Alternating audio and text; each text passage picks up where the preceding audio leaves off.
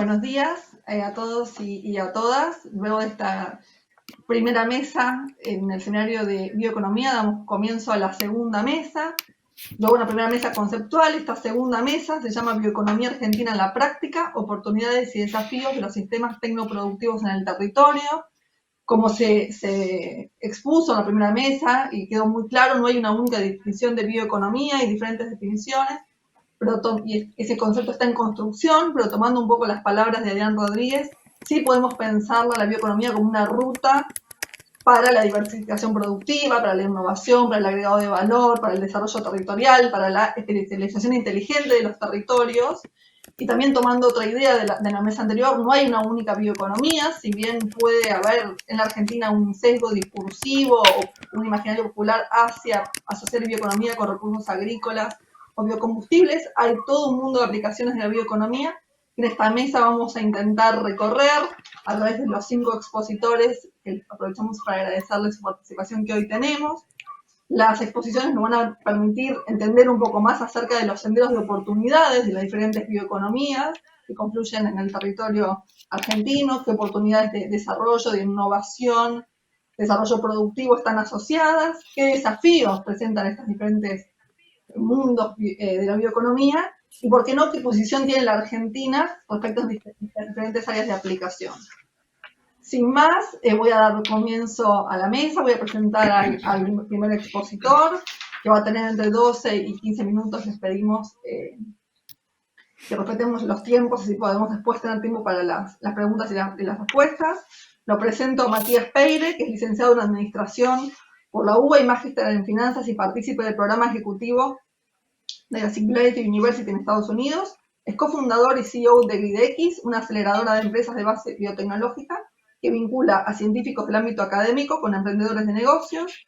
Tiene más de 18 años de experiencia en la creación y gestión de startups tecnológicas, con especialización en la relación entre sistemas de ciencia y tecnología en América Latina y el sector privado. Como CEO de GridX, lidera la visión estratégica y política de recaudación de fondos de la empresa. Matías, te cedemos la palabra. Bueno, muchas gracias Lilia y muchas gracias a Fundar. Hola. ¿Me escuchan? ¿Me escuchan? Hola, hola. Ok. Bueno, estaba agradeciendo por la invitación y Lilia por la presentación. Bueno, para comenzar mi exposición, contarles un poco el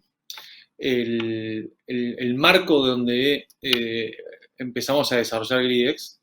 Fue un marco en donde identificábamos un subóptimo del aprovechamiento de las posibilidades del sistema científico, en principio de Argentina, pero después expandido a Latinoamérica, entendiendo ese subóptimo aún sin solucionar todas las restricciones macroeconómicas, aún sin solucionar todas las restricciones que tenemos en las complejidades culturales, organizacionales, burocráticas que hay de transferencia tecnológica o de vinculación tecnológica, entendiendo que se podía trabajar aún con todas esas restricciones y realmente pensar algo potente desde Argentina en términos de el sistema científico local formulado para generar impacto real, para generar transformaciones reales en estas nuevas economías que el mundo necesita, digamos, ¿no? Y que hemos visto, sobre todo en los últimos año y medio, 2 años, cómo se nos comienza a visualizar de una manera muy concreta.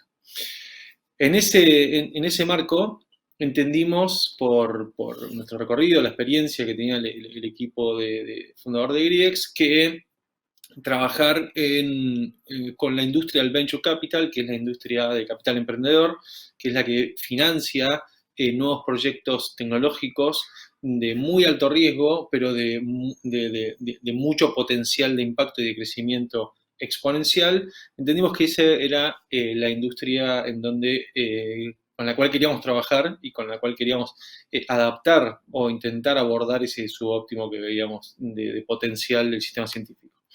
Entonces, con esa lógica creamos GridX. GridX es un fondo de capital emprendedor que desarrolla un modelo de creación de empresas de momento cero, porque entendimos también que ese era el formato en el cual era necesario abordar el sistema científico, ya que no había suficientes proyectos formulados de manera tal para seguir una trayectoria de Venture Capital, sino que había que trabajar varios pasos anteriores a que ese proyecto saliera del sistema científico para ayudar a ese científico a formular su proyecto científico en un proyecto de empresa nueva, en un proyecto de startup.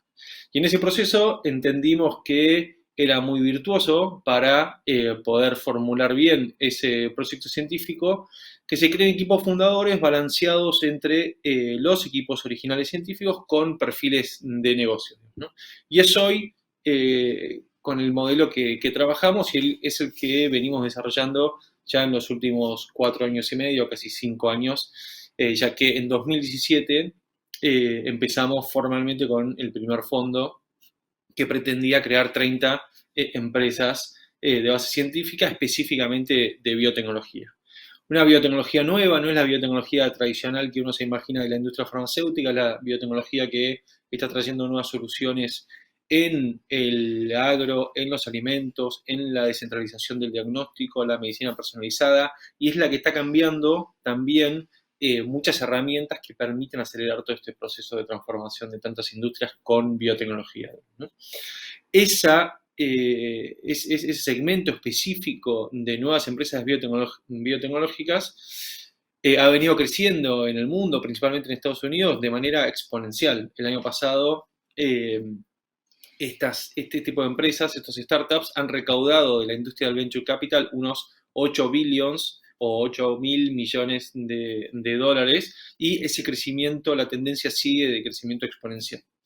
Pero ¿qué pasaba en Latinoamérica? No estaba participando en nada, digamos, Latinoamérica en ese crecimiento, y la industria de venture capital de Latinoamérica no estaba participando. Entonces, con este primer fondo, nosotros empezamos a crear un ecosistema y creamos en los últimos 4 años y medio las primeras 30 empresas, que hoy es un portfolio bastante consolidado, que ha tenido una trayectoria muy interesante de acuerdo a la historia de este tipo de empresas, ¿no?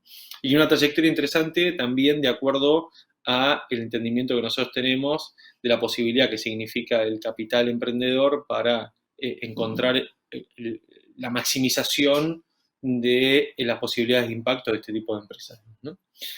Entonces, desde esa industria, desde ese primer fondo, creamos estas primeras 30 empresas, de las cuales 26 son de Argentina, que están representadas por varias provincias de todo el país. Tenemos proyectos de Uruguay también, proyectos de México, y hoy ya estamos trabajando en Brasil, en Chile, en México, profundizando un poco más con proyectos de esos países. Y de esas 30 compañías que hemos creado o ayudado a crear y hemos invertido un primer cheque que aproximadamente es en general de $200.000, que ayuda a ese proyecto a salir, dar un primer paso en el mercado, armar sus equipos y comenzar con sus primeras propuestas. De esos 30 proyectos, ya más de la mitad, 16 proyectos, han salido al mundo, han recaudado fondos de inversores profesionalizados en diferentes instancias de aceleradoras, instancias de rondas semilla, que se llama en la industria de Venture Capital, rondas Series A, y una trayectoria que va empujando hacia esas Series A y más este tipo de compañías y todas las compañías de este portfolio, digamos, ¿no?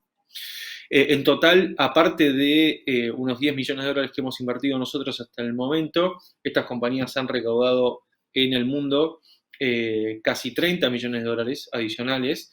Hay un elemento muy interesante de qué ocurre con ese capital, porque la mayoría de las compañías tienen sus oficinas de investigación y desarrollo en Argentina, entonces van al mundo a buscar estos capitales, van a Estados Unidos principalmente a buscar estos capitales que en la región no existen. Es una necesidad absoluta tener que salir de la región para buscar estos capitales, porque no hay fondos profesionalizados que estén invirtiendo en este tipo de compañías, pero gran parte de ese capital vuelve al país, ya que las oficinas de investigación y desarrollo de cada una de esas empresas se mantienen en el país, porque tenemos gran talento en el país, porque hay una oportunidad de arbitraje de costos también de ese talento y porque hay una disponibilidad de ese talento muy buena para armar equipos rápidos y de forma dinámica, ¿no?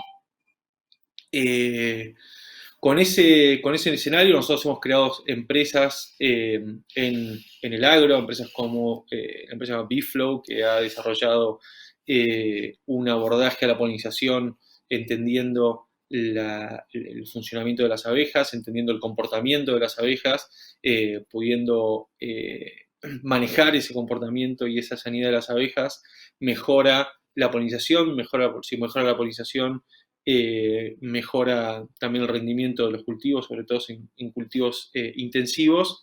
Y esa empresa ha ido al mundo, ha levantado rondas de capital hasta Series A y ya tiene operaciones en California, tiene operaciones en Argentina y está expandiendo sus operaciones a México y a Perú.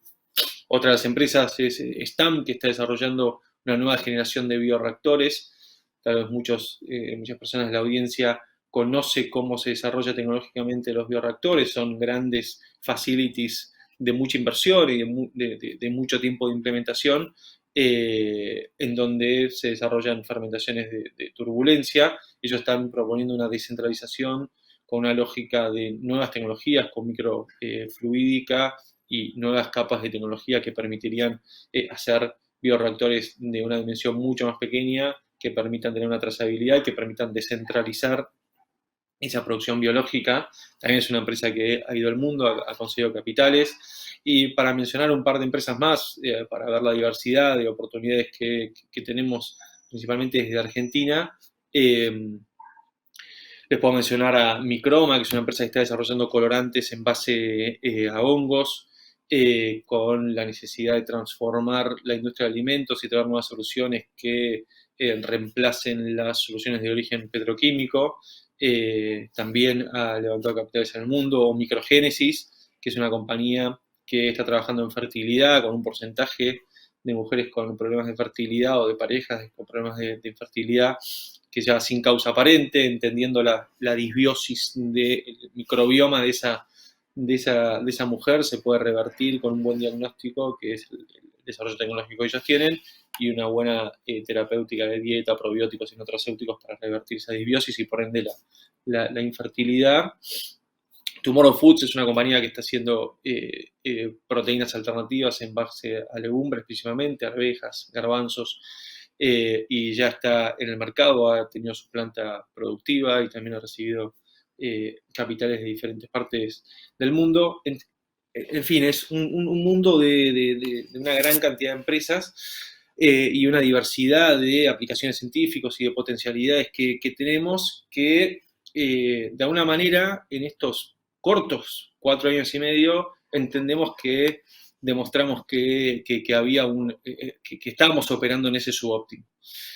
Sin prejuicio de que esto está ocurriendo y está ocurriendo de manera positiva, entendemos que hay una oportunidad de mejora fenomenal, digamos, ¿no? En poder atender de manera mucho más profunda y dinámica este proceso, de vuelta en el paraguas de la vinculación tecnológica, específicamente en la creación de empresas con capital emprendedor, que tiene sus características, sus demandas y sus lógicas de funcionamiento muy particular, y entendemos que hay una gran oportunidad para poder repensar todo el sistema de vinculación tecnológica para que se pueda promover la creación de este tipo de empresas y que pueda haber una oportunidad de los investigadores que pertenecen al sistema científico para pensar su carrera científica en el marco de una empresa que tiene un diseño, que tiene una aplicación y un desarrollo de proyecto de vida que es muy distinto por el desarrollo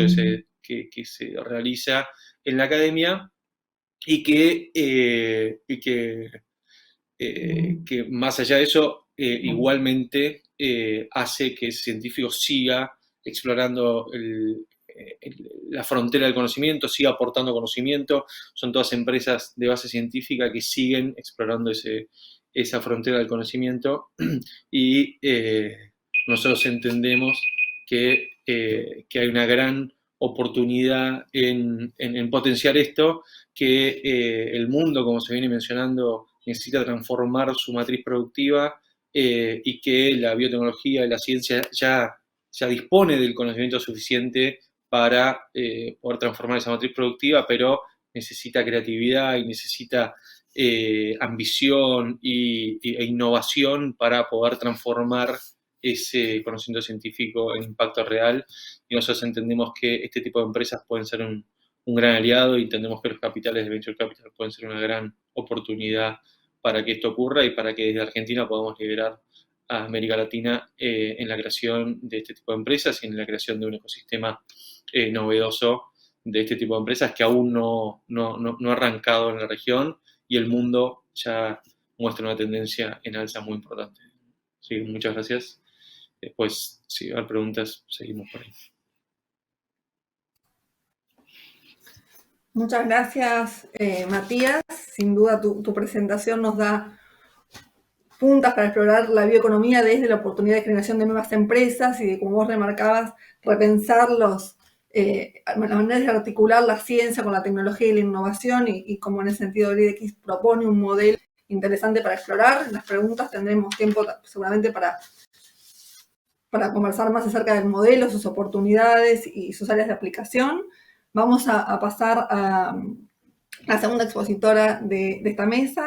La voy a presentar. María Valeria De Bandi es ingeniera química de la UBA y se encuentra terminando su doctorado en ingeniería. Es profesora en la Universidad Tecnológica Regional Avellaneda y jefe de trabajos prácticos en la FIUBA. Integrante del grupo de aplicaciones de materiales compatibles del Instituto de Tecnología en Polímeros y Nanotecnología UBA CONICET. Actualmente se encuentra dirigiendo un proyecto de desarrollo estratégico en el que se desarrollan fertilizantes de liberación controlada basados en almidón de mandioca nativo, y en el que se busca a la cooperativa San Alberto de Puerto Rico y al INTA de Monte Carlo Misiones agregarle valor a la producción y a los residuos que se generan, fibra y cascarilla, obteniendo un producto aplicable a la mejora de la producción propia como de otros cultivos regionales.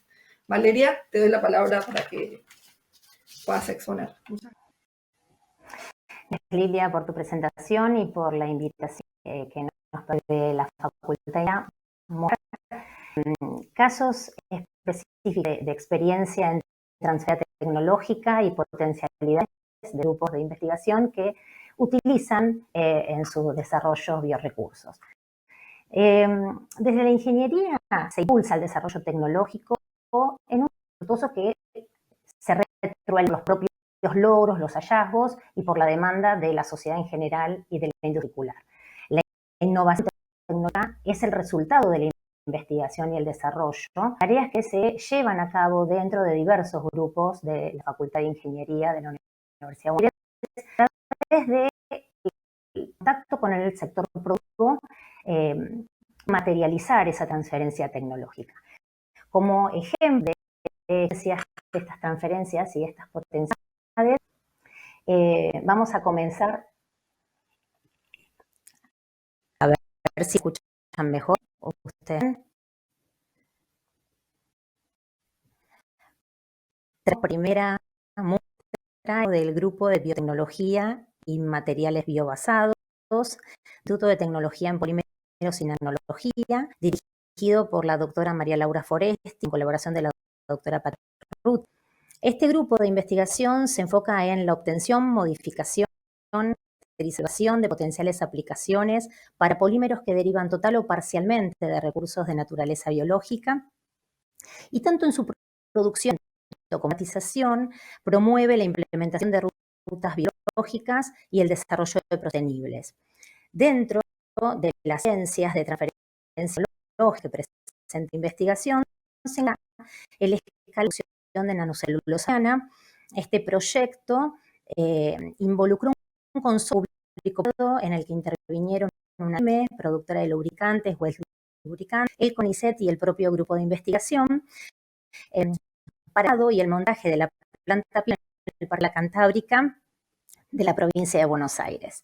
En septiembre pasado firmó la licencia del proyecto y ya se encuentra en la etapa de transferencia al know-how. El segundo proyecto de transferencia de tecnología del grupo de investigación se encuentra el proyecto con la empresa Taxonet, aditivos para la industria panadera en distintas escalas, y que inició de la nanobacteria como de alimentos.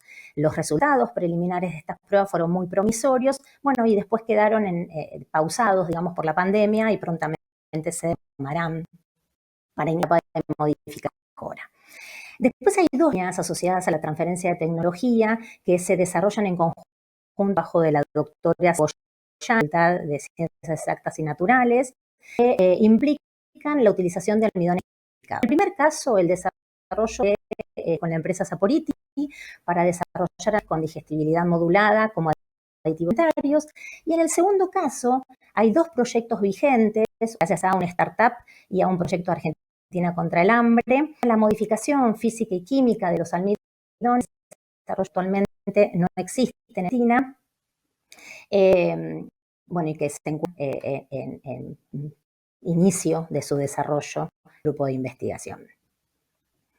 Como otra muestra de proyectos de transferencia de tecnología dentro de los grupos de investigación de la Facultad de Ingeniería, se encuentra un equipo del Instituto de Polímeros coordinado por la doctora Analia Vázquez, que desarrolló un proyecto a empíricos romanos para el desarrollo de bolsas compost suelo, degradables en suelo. ¿Y por qué?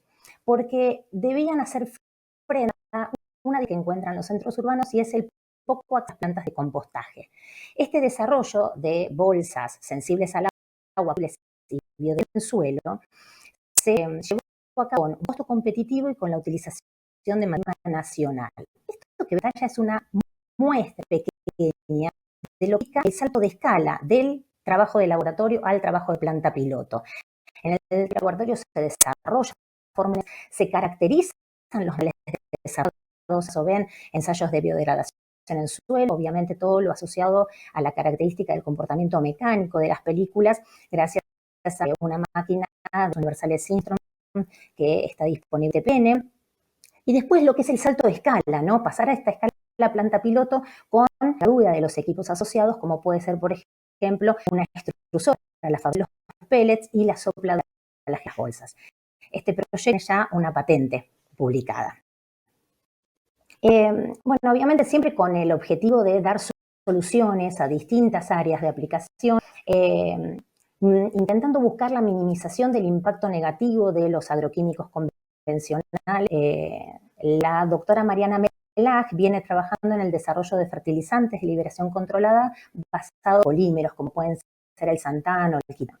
El objetivo es, obviamente, el activo se libere a una velocidad controlada en el suelo, ampliando la velocidad de los nutrientes, minimizando las pérdidas por lixado y volcanización y obviamente disminuye el proceso de contaminación tal que tiene agroquímicos, disminuyendo el número de pines asociados al proceso de fertilización de cultivos y el laboreo. Al desarrollar estas matrices biodegradables hay que hacer numerosos ensayos para su caracterización y dentro de ellos se encuentra el estudio de la estabilidad en función de la composición matricial. En caso particular se ve los resultados de la asociación de urea del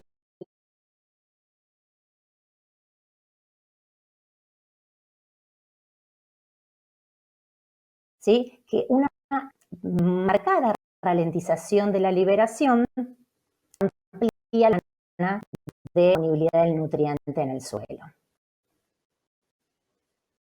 Sí, ¿cómo no? ¿Cómo no? Ahí apagué, a ver si ahora me reciben mejor. Ahora pasando a otro grupo de investigación de la Facultad de Ingeniería, grupo de aplicaciones de materiales biocompatibles, también perteneciente al ITPN, cuya directora es la doctora Nora François. En este grupo de investigación al que pertenezco se desarrollan matrices poliméricas biodegradables de distintas geometrías. En particular, hoy vamos a presentar desarrollo de geles para limpiezas de escultura y el desarrollo de matrices que actúan como fertilizantes de liberación controlada, al igual que el trabajo de la doctora Mariana Melag, y biofertilizantes en particular. En el caso de los fertilizantes de liberación controlada. Actualmente el grupo de investigación tiene un proyecto de desarrollo estratégico vigente que nuclea las capacidades de la Facultad de Ingeniería, de la Facultad de Filosofía y Letras y los adoptantes que son la Cooperativa Agroindustrial San Alberto de Puerto Rico Misiones, el INTA de Monte Carlo, con el apoyo del Ministerio del Agro de la provincia de Misiones. Particularmente, con todos los sustentos que mencioné anteriormente, el desarrollo de estos fertilizantes de liberación controlada buscan basarse en el propio almidón de mandioca nativo e incorporar dos subproductos de la producción de la mandioca, que son la fibra y la cascarilla. ¿Con qué objetivo? Bueno, con el objetivo de aumentar el valor agregado del almidón de mandioca y lograr un desarrollo que pueda aplicarse a la propia producción y extenderse a otros cultivos regionales. En cuanto al desarrollo de los biofertilizantes, a ver si sale, ahí está, no sé por qué quedó así. Bueno, el desarrollo de estos biofertilizantes tiene la particularidad de que, independientemente de que la formulación puede ser más simple o más compleja, se basan en una matriz biodegradable que sirve de soporte para microorganismos promotores del crecimiento vegetal. En este desarrollo que está patentado entre la FIUBA y la Universidad Nacional de Mar del Plata, se soportan bacterias promotoras del crecimiento del género Azospirillum y Pseudomonas. Esas bacterias se encuentran protegidas del estrés ambiental por la matriz biopolimérica. Se ensayaron, obviamente el patentamiento es con materiales proanálisis, pero se ensayaron materiales de calidad industrial en ensayos intensivos de lechuga y extensivos de trigo. Y estos biofertilizantes tienen hasta la potencialidad de incrementar en un 30% el crecimiento de la planta y disminuir significativamente la utilización de fertilizantes y pesticidas. Esta patente se encuentra presentada desde el año 2018. En cuanto al desarrollo de geles, a partir de estos biopolímeros para la limpieza de esculturas, esto promovió la vinculación con el taller escuela del Museo del Casco Histórico de la Ciudad de Buenos Aires, a través del desarrollo de métodos de limpieza no convencionales basados en hidrofílicos y biodegradables que resultan amigables al medio ambiente, que permiten, por secado o evaporación de solvente, la formación de películas sobre la superficie del sustrato que se va a tratar.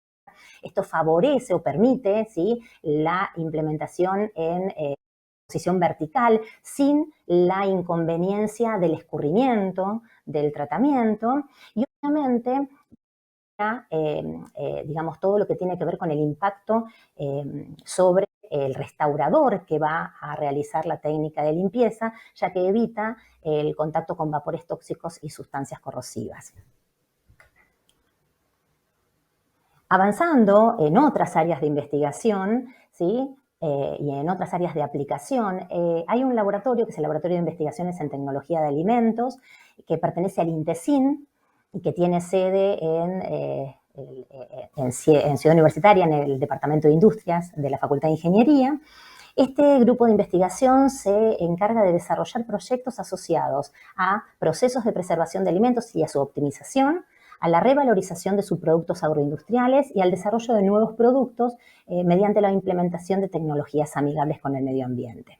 Las líneas de investigación que tiene este laboratorio actualmente vigente son el desarrollo de tecnologías no térmicas y antimicrobianos para la preservación de alimentos, el desarrollo de recubrimientos comestibles con actividad antimicrobiana reforzados con subproductos agroindustriales como pueden ser el salvado de soja y el salvado de maíz. Estas películas particularmente fueron implementadas como recubrimientos de quesos de pasta blanda, como el queso por salud o el Gouda, durante la etapa de maduración, evitando los problemas de contaminación que generalmente tiene asociado. Y hay dos líneas más enfocadas en la revalorización de subproductos agroindustriales para el desarrollo de nuevos alimentos o para la extracción de bioactivos.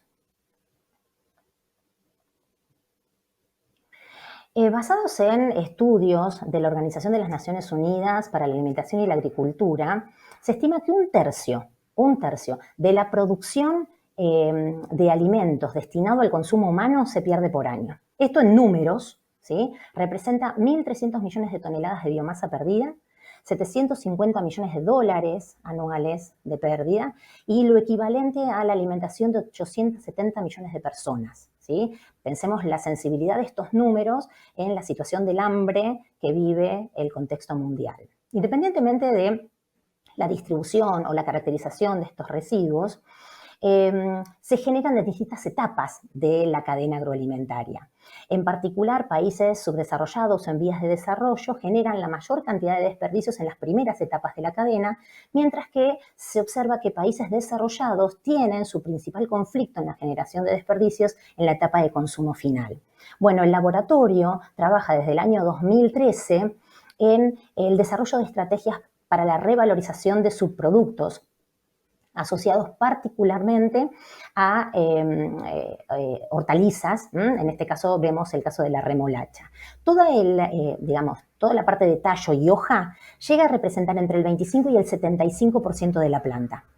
Si nosotros consideramos, por ejemplo, para basarnos acá en Buenos Aires, que el mercado central procesa 5.000 toneladas al año de remolacha, estaríamos desperdiciando no menos de 2.500 toneladas anuales de biomasa.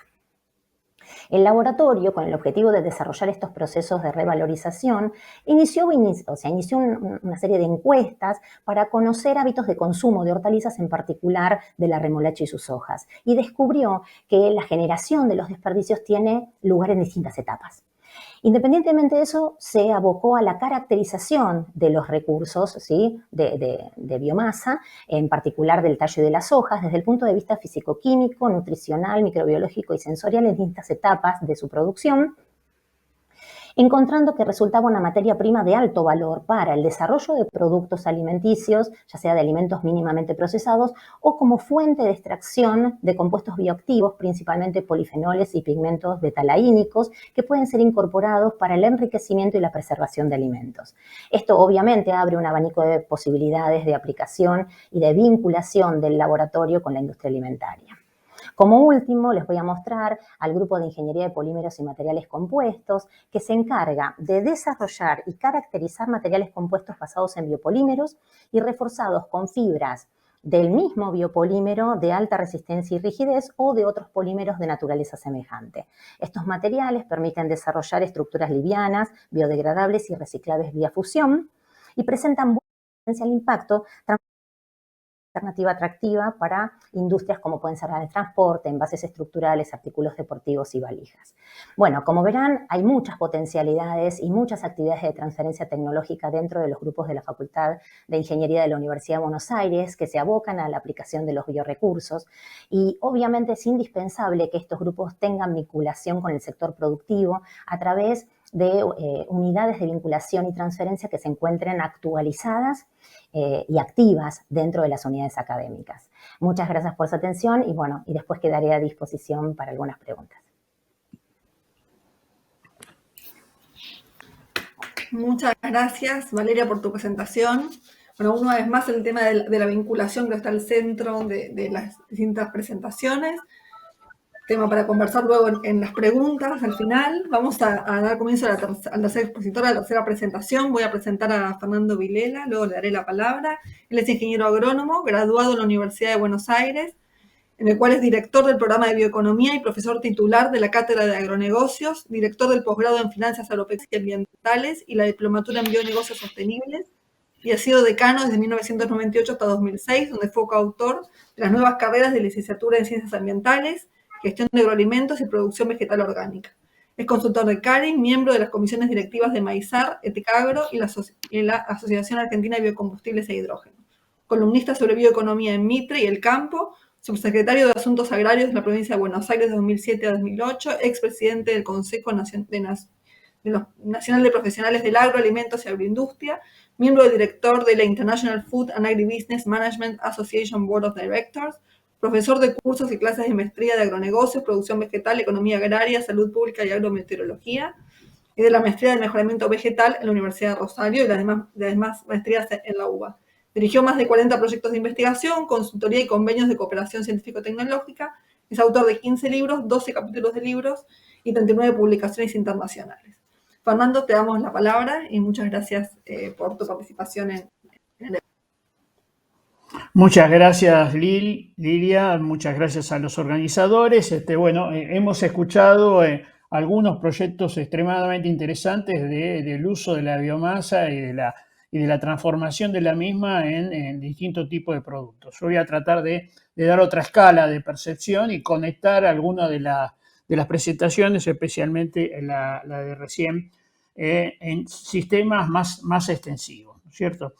Acá estoy definiendo a la bioeconomía argentina como que es potente y es antifrágil, en un contexto donde lo que tenemos es que cualquier emprendimiento que estemos haciendo, sea de base agropecuaria, biológica o de cualquier naturaleza, va a tener viabilidad solo si están enmarcadas en los objetivos del desarrollo sostenible y los acuerdos de París. Este es un primer punto que tenemos que tener presente. Y muchas de las cosas que nos van a exigir a cualquier producto que hagamos es justamente entender cuál es la huella ambiental de carbono o de agua que está generando lo que nosotros estemos produciendo. En ese contexto, podemos decir que esa antifragilidad tiene que ver, y esa transformación que ha tenido nuestro sistema tiene que ver con haber podido resistir una enorme cantidad de estreses, incertidumbres, caos, errores, etc. En la definición de Taleb, aquel del cisne negro, lo que dice es que el antifrágil es que frente a esos estrés mejora. Mejora cuando el que es frágil frente al estrés se quiebra, o el que es resiliente lo soporta. ¿Y por qué ha mejorado? Porque cuando nosotros observamos algunas de las variables enmarcadas en esto inicial que mencioné, del tema ambiental, de nuestros sistemas productivos, vamos a encontrarnos con datos que muestran que frente a esas situaciones políticas, económicas, etcétera, con la incorporación de conocimiento, nuestro sistema ha logrado algunas características que me parece que son importantes destacar. Por ejemplo, cuando nosotros hacemos la huella hídrica, este es un trabajo hecho por Tosini, Panunzio, Rosato, donde compara la huella hídrica de 3 de los principales cultivos de la Argentina en relación a las medias globales, lo que podemos observar es que en todos los casos la huella hídrica que tienen estos productos de Argentina son sustantivamente menores. En el caso de soja, el cultivo que más recursos genera la Argentina, casi la cuarta parte de las exportaciones provienen de allí. Estamos hablando de 2.145 litros por kilo frente a 1.284.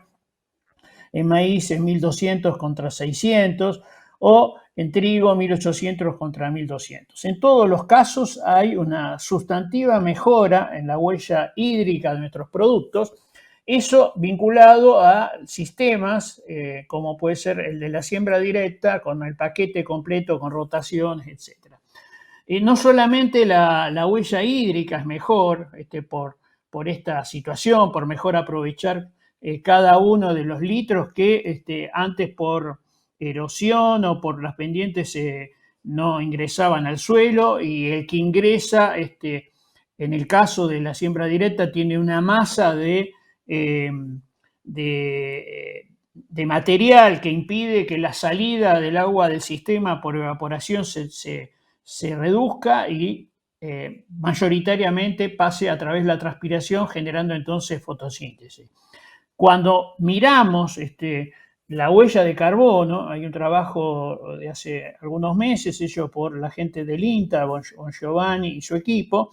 La huella de trigo de carbono en Argentina resulta 62% menor a la medida en España, 59% a la del Reino Unido.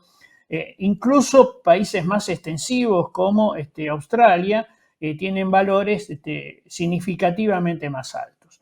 Y no solamente esto ocurre a nivel de la producción en el campo, sino que también ocurre cuando, por ejemplo, verificamos la huella de carbono de los productos elaborados a partir de la misma, como las harinas y los fideos. En este caso, Argentina, comparado con Barilla italiano, tiene una huella de carbono 77% inferior o valores parecidos para otras industrias en Europa. Entonces tenemos ahí un material de origen que tiene, desde el punto de vista de los estándares internacionales, unos valores importantes a partir de los cuales todo lo que se genere a partir de estas biomasas, va a tener una menor huella ambiental en cada una de las situaciones. Por ejemplo, muchas de las que recién nos contaba de Benandi.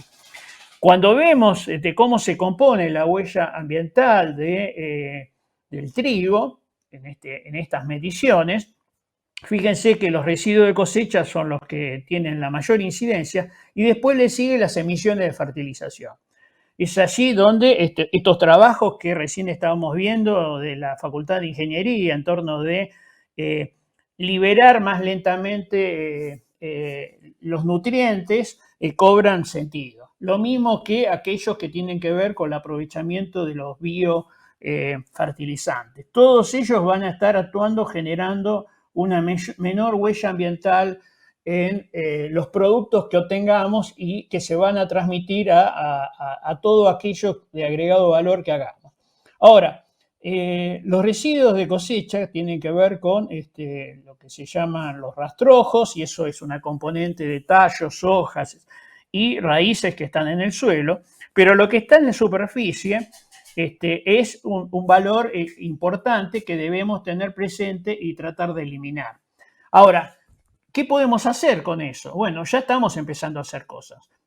Por ejemplo, cuando nosotros miramos cuáles son las industrias más contaminantes en términos globales, claramente la industria de la construcción es una de las que más emite. Hacer cemento, ladrillos, hierro, yeso, etcétera, son fuentes de emisión muy grandes. Sin embargo, cuando nosotros podemos utilizar materiales naturales, acá tienen algunos de ellos, pero por ejemplo en esta columna hay un balance de carbono entre lo que se emite y lo que se captura en esos tejidos de los vegetales.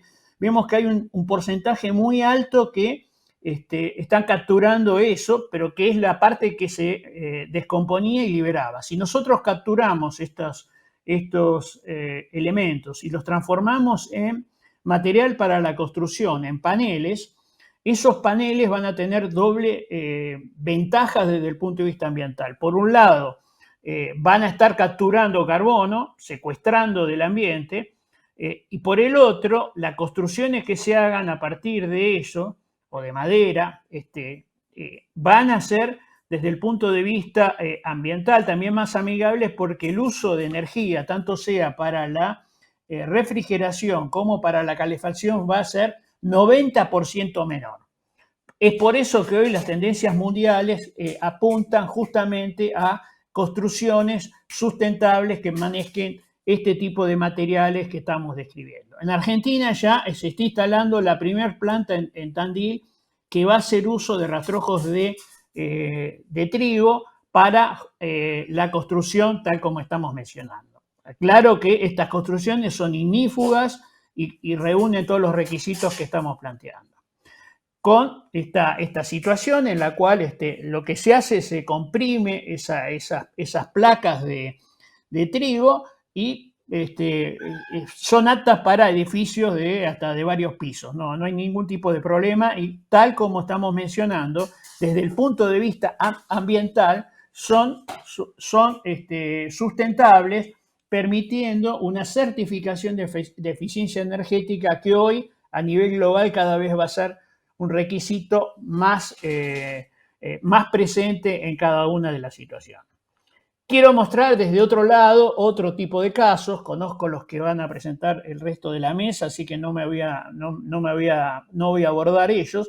Pero, por ejemplo, hay un caso relevante en Argentina que tiene que ver con incorporar un gen a una planta, que es el cártamo, que este gen lo que produce es quimosina, y la quimosina es la enzima implicada en la floculación de la leche para la construcción, la generación de queso. Es la que separa el suero del resto del material, y esto originalmente en la historia se extraía de los cuajos de los terneros. Últimamente era un material OGM a partir de levaduras que producían esta esta enzima y bueno, lo que ha logrado una empresa Bioceres en Argentina es incorporarlo a un cultivo, que es el cártamo.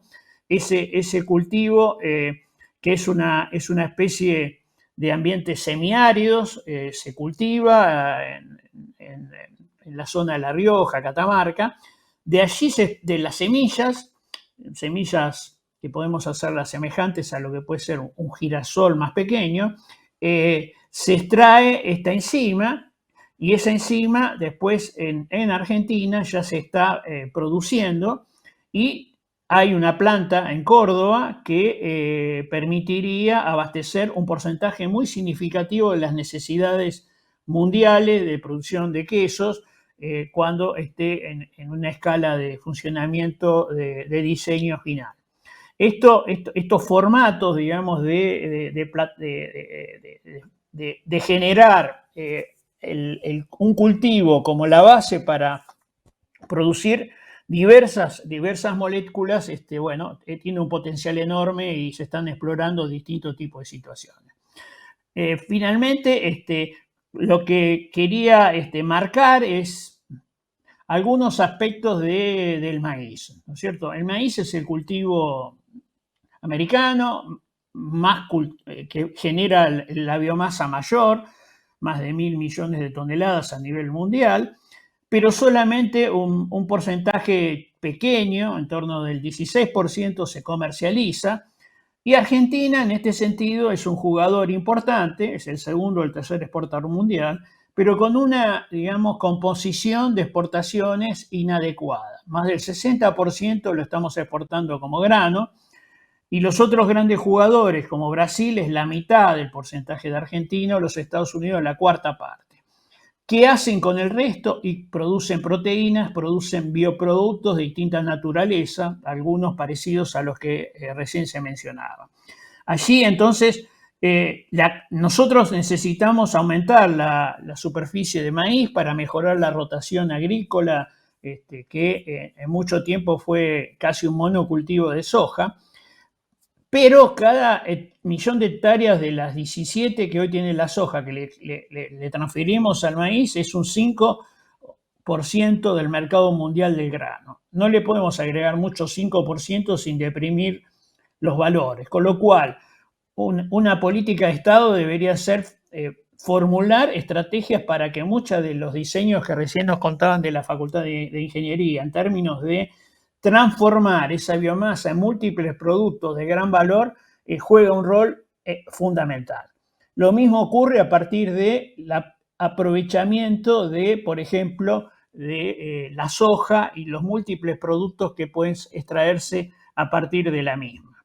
Hay, digamos, una necesidad de poder construir un futuro a partir de esas transformaciones. Otros sectores que son relevantes es la foresto-industria, ¿no es cierto? Argentina tiene algunos de los lugares con mayor capacidad de producción de metros cúbicos por año en árboles de alto crecimiento como eucaliptus supino. Sin embargo, hoy tiene un déficit en la industria forestal de $700 millones entre lo que importa y exporta. Y, bueno, hay un plan estratégico que con una aplicación de $7.000 millones que involucran toda la cadena, desde el campo hasta las múltiples industrias que pueden hacer, pasaría a generar casi 200.000 puestos de trabajo y $2.500 millones de excedente en las exportaciones. Entonces, hay montones de estos elementos que se pueden combinar con carne y generar carne de carbono neutro y oportunidades que tienen que ver en diversos campos con mercados insatisfechos, en tener la menor huella ambiental, en la posibilidad de incorporar nuevos productos y además en la disponibilidad de productos de base para las producciones animales. Estoy convencido que mucho del futuro, del contacto del mundo con la Argentina y de la Argentina con el mundo, tiene que ver con diversos productos de la bioeconomía que satisfagan a esos consumidores cada vez más exigentes a nivel mundial. Muchas gracias. Gracias, Fernando, por tu presentación. Creo que, bueno, con tus diferentes ejemplos que mostraste quedó muy claro cómo la bioeconomía es una ruta, ¿no?, para la diversificación productiva, para el agregado de valor, para la innovación. Y creo que pusiste en primer plano el tema de la huella ambiental, los temas de sostenibilidad, y que estos van a ser un requisito de acceso a los mercados internacionales cada vez más importantes. Y hay que claramente tenerlo en primer plano de la discusión. Hoy por hoy no puede soslayarse. Muchas gracias por la presentación. Vamos a dar comienzo a la cuarta presentación, que el exponente va a ser Hernán Forestay, lo voy a presentar previamente. Él es licenciado en Ciencias Bioquímicas por la Facultad de Ciencias Exactas de la Universidad Nacional de La Plata. Lideró más de 20 proyectos de investigación, desarrollo, servicio y transferencia de tecnología en clínica humana, veterinaria, alimentos y medio ambiente, los cuales fueron premiados por su innovación y aporte a la transferencia de tecnología. Desde 1994 preside y dirige el laboratorio clínico Forestaye, hoy denominado Forestaye Biotecnología, el cual es proveedor estratégico de servicios y productos biotecnológicos innovadores, de procesos más eficientes y de aprovechamiento de desechos de las producciones industriales para una producción más limpia y bajo el lema Un mundo, una salud. Recientemente creó la empresa FJT Biotecnología, la cual tiene como objetivo el desarrollo e incubación de empresas de base biotecnológica de triple impacto, la cual actualmente promueve 2 proyectos. Uno, la bioremediación de suelos contaminados en Vaca Muerta, y el segundo, la recuperación de desechos de langostino en Puerto Madryn, trabajo en conjunto con la Universidad Nacional de Mar del Plata, el CONICET de Mar del Plata y el CNEA. Bueno, Hernán, te damos la palabra para tu presentación. Muchas gracias. En realidad voy a tratar de hablar de 2 temas. Uno es la importancia de transformar el desecho langostino en un subproducto de valor y la importancia económica y social que esto tiene. Y después un poco la experiencia, cómo ha sido nuestro intrincado camino entre transferir desde la ciencia práctica todos estos conocimientos. Básicamente yo soy un director de un laboratorio, nos acercamos a la biotecnología desde la ciencia. Nosotros hacemos análisis de alimentos y de medio ambiente y cada vez que informamos un resultado o participamos en un problema de alimentos o ambiental, nos encontramos con un problema que se podía solucionar biotecnológicamente y al principio como hobby o como interés, como curiosidad empezamos a involucrarnos en estos proyectos. De ahí fue que ganamos varios premios, entre ellos el de la Fundación Exportar. Y ese año ganamos 5 premios y dijimos, bueno, si esto lo estamos haciendo como, ¿por qué no lo hacemos también en forma un poco más profesionalizada? Y empezamos a formar una empresa, 2 o 3 ya son hoy, que empiezan a tomar distintos proyectos y a incubarlos y a desarrollarlos, más que nada con nuestro foco puesto en la ciencia, ¿no? Estamos un poco en el camino de la transferencia como grid exponencial, pero más que nada nosotros no desde el punto de vista financiero, sino más desde el punto de vista tratando de ayudar a que los proyectos vayan adelante desde el punto de vista científico, vinculando a las empresas con el sector público o con la misma experiencia propia que tenemos en la parte científica. Este es nuestro foco y ahí es donde estamos ubicados hoy para colaborar en la biotecnología. Entonces, para empezar brevemente, quiero hacer 2 o 3 reflexiones. Primero, el concepto de sociedad del conocimiento, que define muy bien Peter Drucker hace unos años, donde él dice que esta nueva era va a ser una era más donde el conocimiento va a ser más importante que en sí las propias tecnologías y los propios procesos y la propia información. O sea que básicamente nosotros venimos evolucionando desde una era de la sociedad de la información a una era más basada en el conocimiento. La era de las tecnologías y los procesos y la gestión de la información era una era donde todo el mundo trataba de tener el conocimiento, esa información, esa tecnología y guardarla y apropiarse de ella sin compartirla, a una era donde nosotros empezamos a trabajar más en gestionar conocimientos en forma colaborativa y entre personas. Le estamos dando más un enfoque transdisciplinario, donde tratamos menos de esconder la información que ya está muy disponible en todos lados y tratar de ver cómo entre las partes sincronizamos las acciones, nos transdisciplinamos y actuamos colaborativamente para conseguir los enfoques que queremos. En este concepto quiero hablar de innovación abierta, ¿no? O sea, el conocimiento, que es una estrategia mediante la cual las empresas van más allá de sus límites y desarrollan la cooperación con organizaciones y profesionales externos. Esto fue lo que nosotros hicimos hace unos años, desde el 2018, con un proyecto que se llama Red de Biolangostino.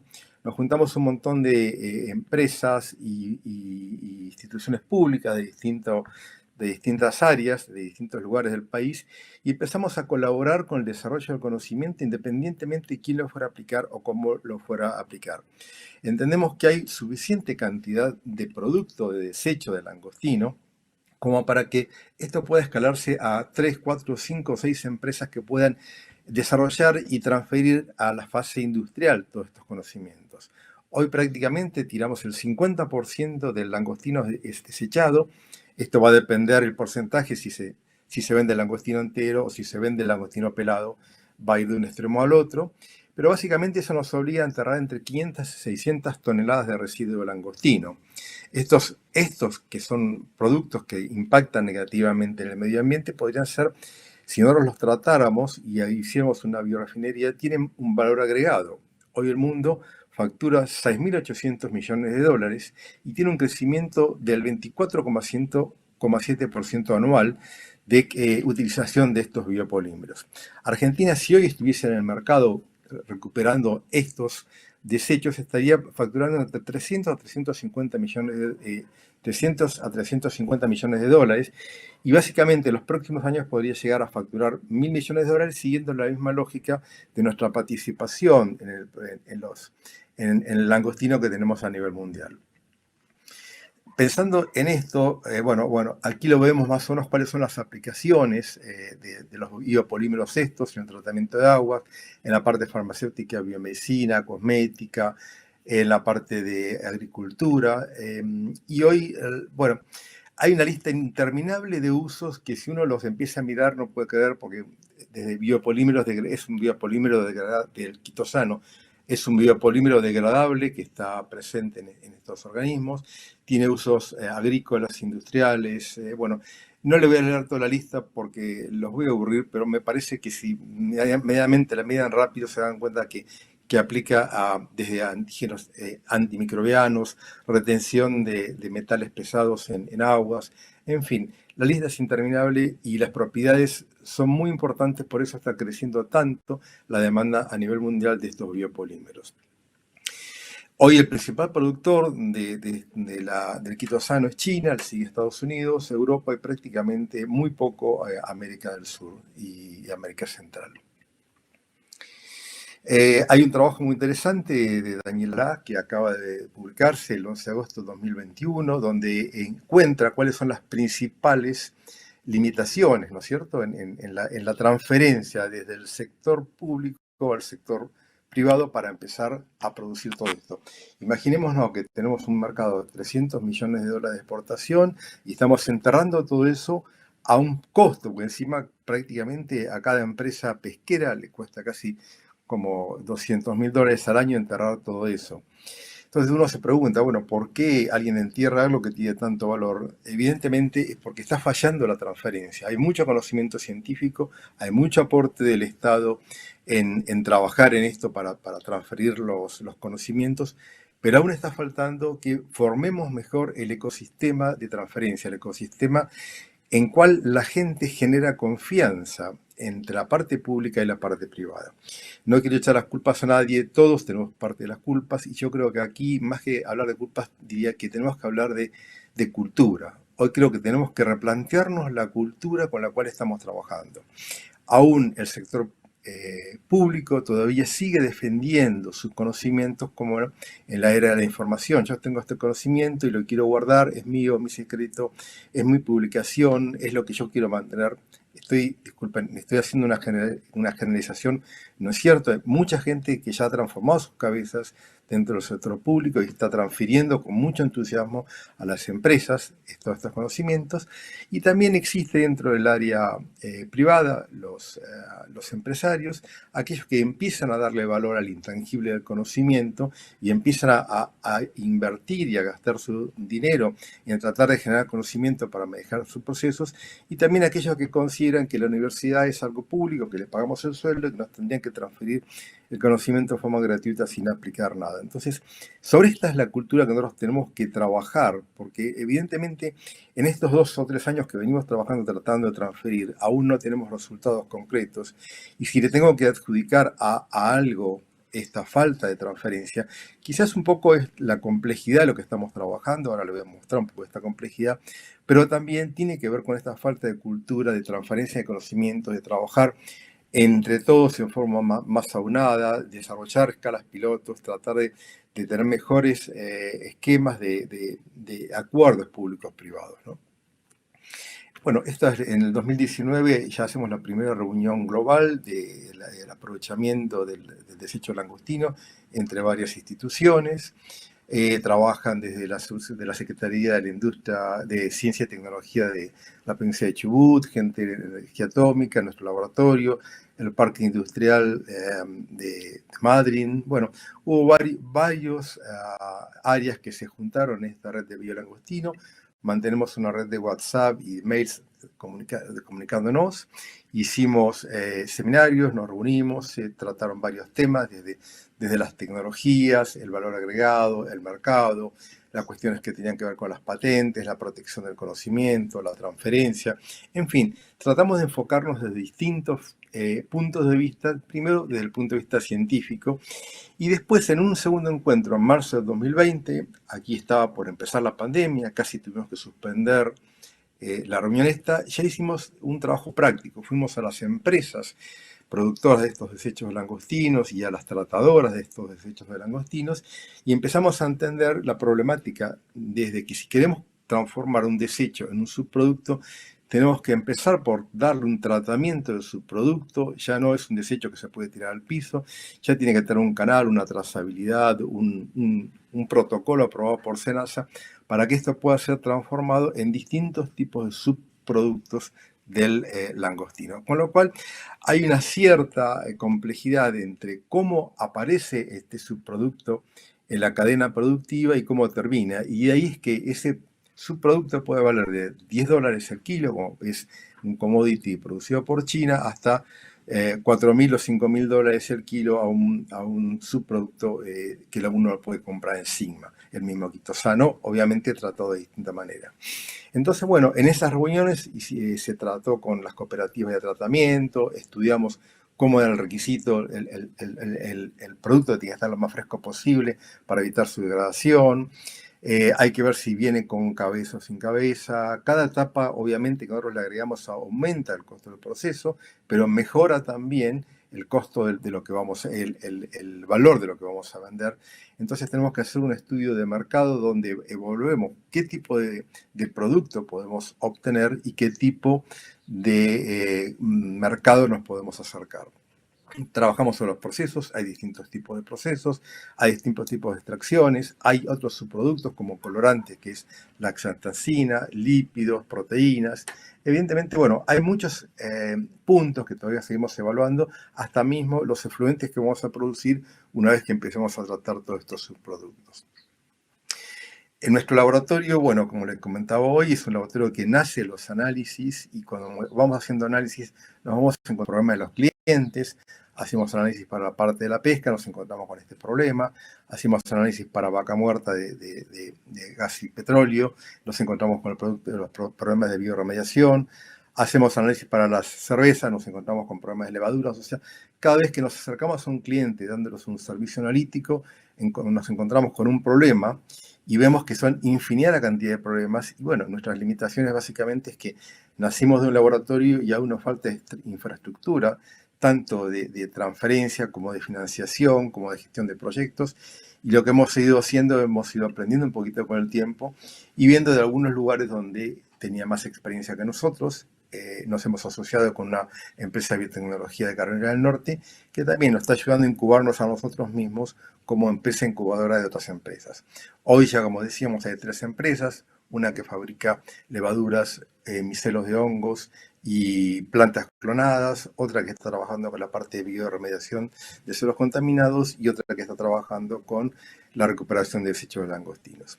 Bueno, nuestra BIS prácticamente, como tenemos acciones en el ámbito de la salud, del medio ambiente y de los alimentos, actuamos bajo la visión de un mundo en la salud, queremos ser innovadores, desarrollar y transferir todos estos conocimientos, ¿no? En el área de alimentos, como decía, en el área de medio ambiente, en el área de la salud, aportando todo lo que sea la eficiencia, la calidad, la inocuidad y el cuidado del medio ambiente. Nuestro lugar básicamente está en el centro.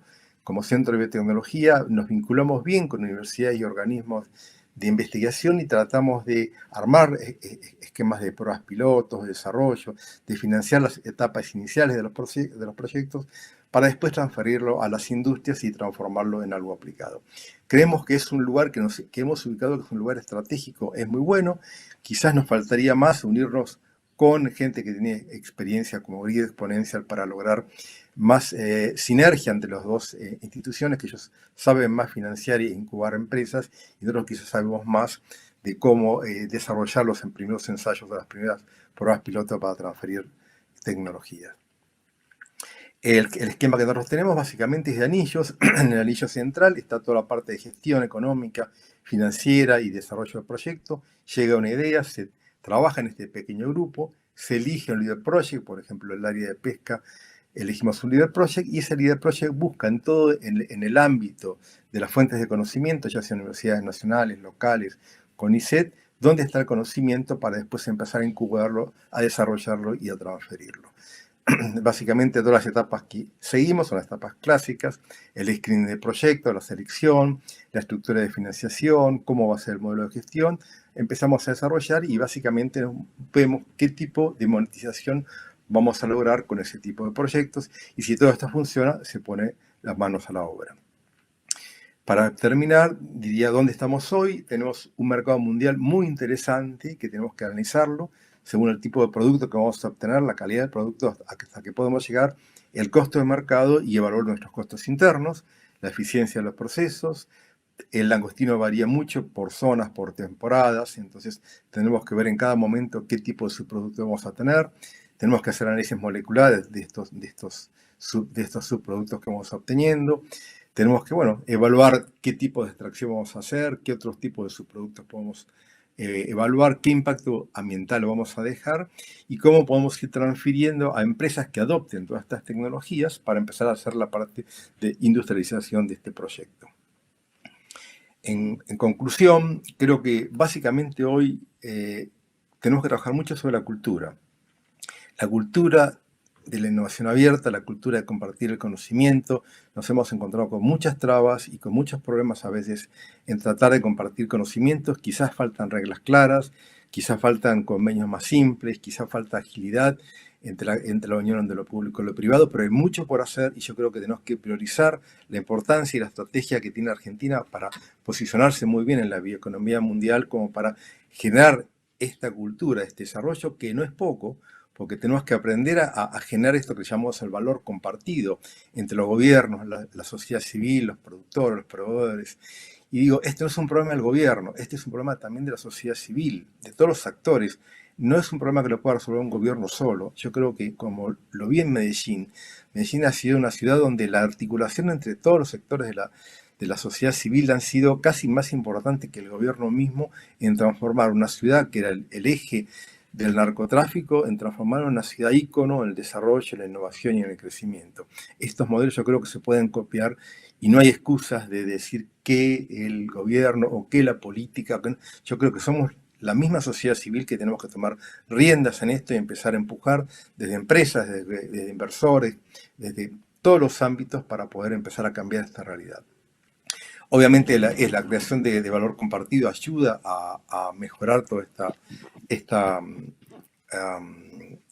condición de la bioeconomía y básicamente esto era lo que quería transmitirle. Hay un problema sí en el desecho, pero también un problema en la cultura que tenemos que trabajar y no es menor. Muchas gracias. Muchas gracias, Hernán, por tu presentación. Muy interesante. Bueno, trajiste un caso de lo que se llama la economía azul, que es un tema cada vez más relevante a la agenda internacional asociada al uso sostenible de los recursos marítimos oceánicos y también el aprovechamiento de esa biodiversidad para la innovación y la transferencia de tecnología, donde la Argentina tiene un gran potencial, pero tal como vos decís, es una agenda todavía más sesgada hacia la ciencia y menos la innovación y la transferencia. Este es un desafío que tenemos por delante. Discutiremos un poco más de transferencia y tecnología seguramente a las preguntas. Voy a presentar al último expositor del día, a Víctor Acastelo. Él es contador público por la Universidad Nacional de Río Cuarto, magíster en Dirección de Empresas por la Universidad Católica de Córdoba, MBA en la Escuela de Negocios IA de la Universidad Austral, ha sido vicepresidente de Fertilizar Asociación Civil y es desde el año 2020 presidente de la Cámara del Bioetanol de Maíz.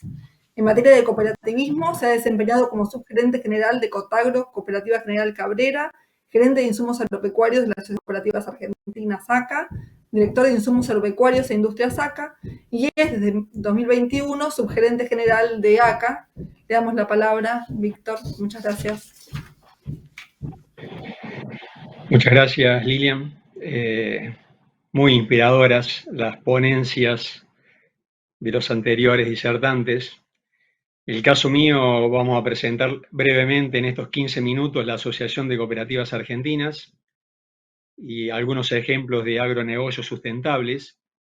Esto es gráficamente ACA, la Asociación de Cooperativas Argentinas, es una cooperativa de segundo grado, cuyas dueñas son 140 cooperativas agropecuarias de Argentina, y al lado ustedes ven que hay 19 nombres de empresas donde ACA en forma minoritaria o mayoritaria participa en diferentes tipos de negocios. Y además, otra forma de verlo es que también, diríamos, tiene una serie de empresas como criaderos, plantas industriales, etc.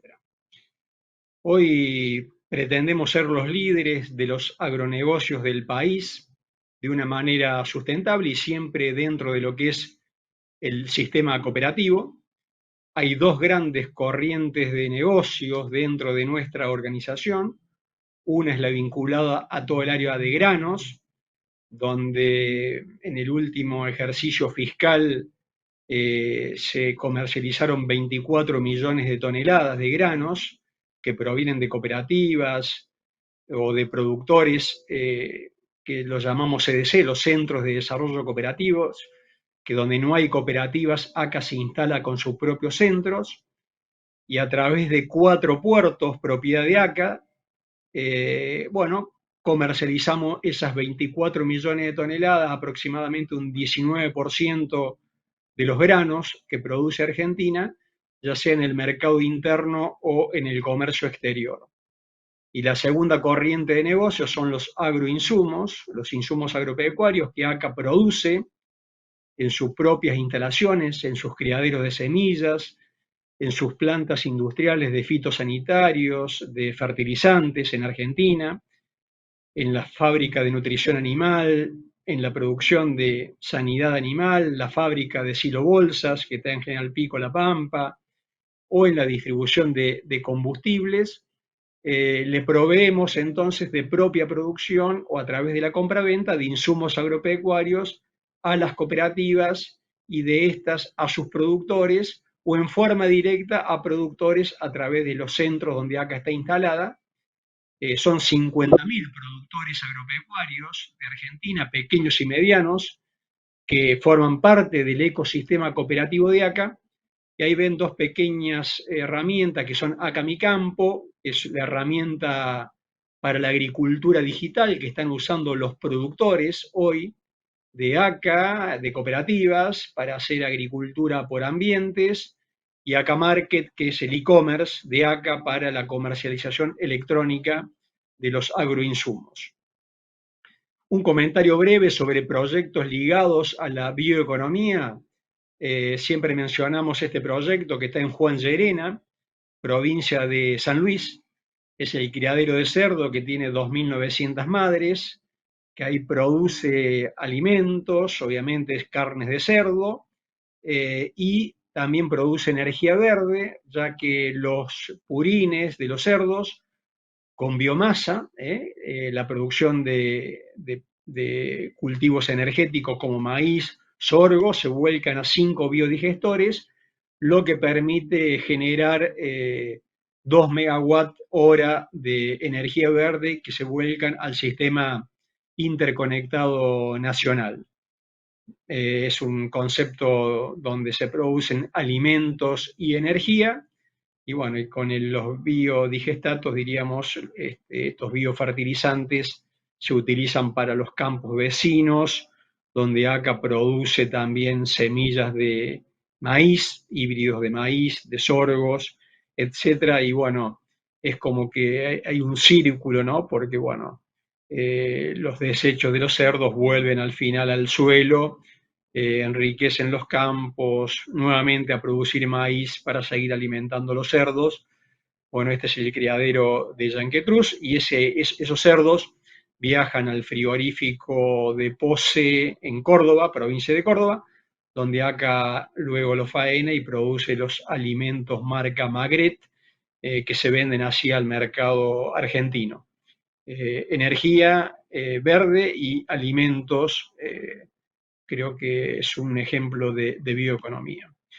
Otro caso de bioeconomía concreto es Acabío, que es la planta industrial que está ubicada en Villa María, provincia de Córdoba, que tiene por objetivo agregar valor al grano de maíz. De Acabío participan ACA y 60 cooperativas, no las 140, pero en definitiva, al ser ACA una de las propietarias de esta nueva cooperativa que nació en el 2013, en definitiva son dueños de Acabío las 140 cooperativas. De las cooperativas de los productores va el grano de maíz a Acabío y de ahí se obtiene el bioetanol con destino al corte de las naftas en Argentina o también con destino a uso industrial o con destino a la exportación. Se produce la burlanda y el DDGS, los granos destilados, ¿cierto? Sabemos que solamente del almidón se obtiene el etanol. Luego la proteína, la materia grasa, los minerales quedan dentro de lo que es la burlanda, que se provee para tambos y feedlots vecinos de la provincia de Córdoba en su versión húmeda, o también los DDGS viajan a distintos puntos del país porque tienen 90% de materia seca, o también en algún momento se exportaba al sudeste asiático, y luego también se obtiene aceite con destino industrial y se recupera el CO2. Hicimos un joint venture con una empresa de Villa María para recuperar el CO2 del maíz, que a la salida de los fermentadores lo recogemos, se lo enviamos a una planta industrial que lo purifica, Chantore, y que lo distribuye para la venta del mercado interno, bebidas gasificadas, matafuegos, industrias varias, etc. Otro claro ejemplo de economía circular, Acabío está sobre la autopista de Rosario a Córdoba, a la entrada de Villa María y contigua a la autopista. Está en proceso de ampliación Acabío, es una planta que hoy muele 420.000 toneladas de maíz por año y se pueden producir, se ha llegado a producir en el año 2018 168.000 metros cúbicos de bioetanol y se alimentan unas 150.000 animales por día, pero está en proceso de ampliación Acabío, se termina, en este momento estamos con la última parada industrial, en octubre ya estaría terminada la ampliación de Acabío para pasar de los 420.000 toneladas de maíz por año a las 675.000 toneladas de maíz por año, crece más de un 60% en su capacidad, va a ser obviamente la planta más grande de Argentina, con una escala industrial importante, con altos estándares de eficiencia, produciendo bioetanol para abastecer 3 puntos el corte de las naftas de Argentina.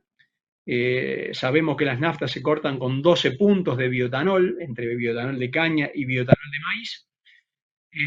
Pero bueno, una parte va al mercado interno y otra parte va a ir al mercado de exportación. Si fuese todo al mercado interno, el etanol de Acabío serviría para abastecer de combustibles a uno cada 33 autos nafteros de toda Argentina durante los 365 días del año, ¿no? El potencial de la bioeconomía, este es un ejemplo de la bioeconomía enorme, porque acá estamos produciendo energía limpia y alimentos para la nutrición animal y productos biológicos como el CO2, ¿no? El dióxido de carbono del maíz, o aceite, ¿no? Para pinturas, por ejemplo, todo derivado del maíz. No hay techo para la bioeconomía en Argentina, como siempre decimos, si hubiesen reglas de juego estables y parejas, Argentina tiene un inmenso potencial en materia de bioeconomía. Este es el mágico grano de maíz, donde de acá bio se obtienen solamente 4 productos, pero hay muchísimos productos que se pueden obtener del grano de maíz.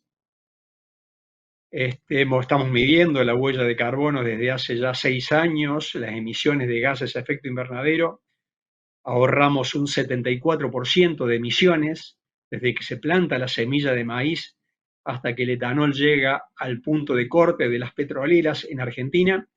Y cuando hablamos de etanol que se está exportando a Europa, que lo estamos certificando con la normativa alemana, la ISCC, estamos ahorrando un 76% de emisiones desde que el productor de Córdoba siembra la semilla de maíz, transporta ese grano de maíz. Esto está todo bajo normativa 2BSBS.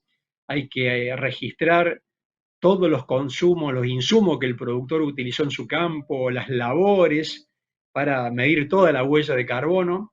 Esto se hace sobre todo ese maíz cuyo destino es el etanol exportable a Europa, porque hay que medir los consumos por transporte, toda la huella ambiental que tiene acá bio, el transporte hasta el puerto del río Paraná, el transporte marítimo y el transporte terrestre en Europa, y todo eso, la huella ambiental significa un ahorro certificada, ¿no?, por la ISCC de un 76% de emisiones con respecto a la nafta. Por eso decimos que el etanol es un combustible limpio, es renovable, pero es fundamentalmente limpio, y los biocombustibles son parte de la solución del calentamiento global. Por eso el mundo va hacia más cortes de biocombustibles y menor consumo de hidrocarburos.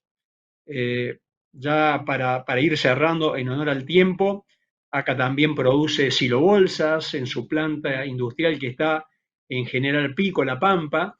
El silo verde es un símbolo para decir que los 60.000 silobolsas que lanzamos al mercado todos los años pueden ser reciclados. Se reciclan, de hecho, en una planta industrial que acá tiene en Cañada de Gómez, provincia de Santa Fe, que hace 4 años que está funcionando y que estamos recuperando en el último ejercicio económico. Recuperamos 3.750 toneladas de plástico del campo, entre silobolsas y bidones de fitosanitarios usados. Estamos recuperando la mitad del plástico que ACA envía al mercado todos los años, pero la planta industrial tiene capacidad para procesar 7.500 toneladas por año de plástico usado. Ojalá que llegue más plástico a nuestra planta industrial, porque aparte estamos lanzando fitosanitarios todos los años con bidones tricapa, y en la capa central estamos incorporando plástico recuperado. Estamos haciendo geomembranas en General Pico, La Pampa, con plástico recuperado. Film para ferretería también en esa planta de General Pico, con plástico recuperado. Hay inmensa cantidad de usos. Le vendemos a 45 industriales de Argentina pellet de plástico recuperado. Es infinito el uso, y ojalá se recupere el 100% del plástico que se vuelca en Argentina todos los años, que son en el campo, entre silobolsas y bidones, son 75.000 toneladas por año. Acá tiene una capacidad del 10% de recupero, que es exactamente lo que ACA envía al mercado todos los años, y estamos recuperando de esas 7.500 toneladas solamente la mitad, pero estamos en un proceso de crecimiento. Hemos firmado un acuerdo con Dow interesado en producir una resina plástica de plástico recuperado, porque los grandes clientes de Dow le están pidiendo que se hagan productos hoy con plástico recuperado de alta pureza, como el que se recupera en la planta industrial de Cañada de Gómez. Hemos inaugurado hace pocos meses atrás el último puerto de ACA para seguir enviando producción de granos y de derivados de los granos al mundo. No me voy a detener en este puerto de Timbúes, que como particularidad y tiene un toque social importante, da trabajo a gente, entre ellos a 10 personas con discapacidad. Está todo preparado, toda la infraestructura para que gente nueva en el mundo del trabajo acceda a su primer trabajo, lo cual realmente nos emociona mucho. Y para cerrar, dentro de este enfoque de desarrollo sostenible de nuestra organización, los ejes transversales que atraviesan a todo ACA, a toda la Asociación de Cooperativas Argentinas, básicamente es el desarrollo de nuestra gente en diversos ejes, en valores, en actitudes, en aptitudes. Otro de los ejes es la sustentabilidad ambiental, porque estamos midiendo huella de carbono en nuestras plantas industriales. Tenemos objetivos de bajar las emisiones de gases de efecto invernadero por sitio específico y estamos midiendo por ahora en maíz, en lo que es el maíz sustentable de ACA Bio, pero el objetivo es medir en los 6 granos centrales que comercializa ACA las emisiones GEI por granos para reducir las emisiones, para encontrar prácticas de manejo más amigables con el ambiente, y también estamos todos en un proceso de transformación digital, viendo que las nuevas generaciones quieren hacer los negocios 100% digitales, sea a la hora de comercializar los insumos agropecuarios como a la hora de comercializar los granos, y así nació Acá Mi Campo como la plataforma digital, o Acá Market como la plataforma del e-commerce para los insumos agropecuarios, o AL2 como la billetera virtual para mover el dinero dentro del ecosistema cooperativo, o los agronegocios como el marketplace de granos, porque las nuevas generaciones quieren hacer los negocios en forma digital. Bueno, perdón la velocidad, pero muchas gracias por el tiempo. A disposición. Muchas gracias, Víctor, por tu presentación. Gracias a todos los expositores. Tenemos un espacio de unos 20 minutos algo. Vamos a dar unos 3-5 minutos a cada uno para un espacio de preguntas que hemos recibido por el chat. Hay una pregunta específica para Hernán Fayestay asociado a la escala.